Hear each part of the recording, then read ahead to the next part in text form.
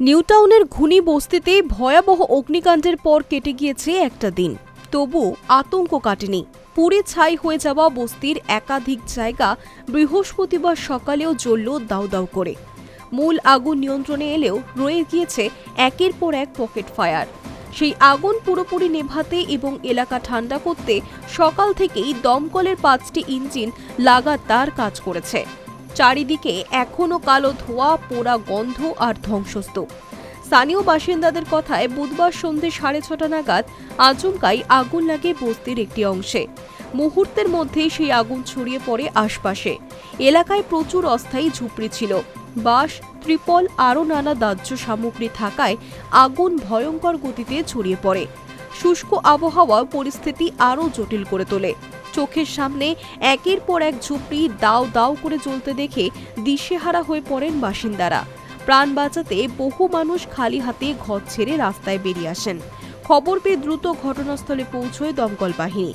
আগুনের তীব্রতা এতটাই বেশি ছিল যে ধাপে ধাপে বাড়ানো হয় দমকলের ইঞ্জিনের সংখ্যা। শেষ পর্যন্ত 20 থেকে 25টি ইঞ্জিন যুদ্ধকালীন তৎপরতায় আগুন নেভানোর কাজে নামে। দীর্ঘ সময় ধরে লাগাতার জল ঢেলে আশপাশের এলাকায় আগুন ছড়িয়ে পড়া আটকানোর চেষ্টা চলে। গভীর রাত পর্যন্ত চলে সেই লড়াই।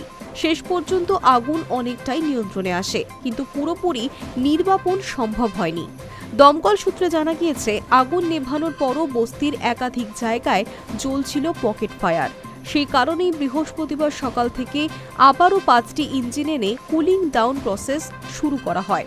পোড়া টিন, বাঁশ আর ধ্বংসাবশেষ সরিয়ে ভেতরে জমে থাকা উত্তাপ কমানোর কাজ চলে। দমকল কর্মীরা জানান, এই কাজ না হলে ফের আগুন ছড়িয়ে পড়ার আশঙ্কা রয়েছে। সকাল হতেই শুরু হয় হাহাকার। বছর শেষের আনন্দ মাটি, যতদূর চোখ যায় কালো ধোঁয়ার আস্তরণ।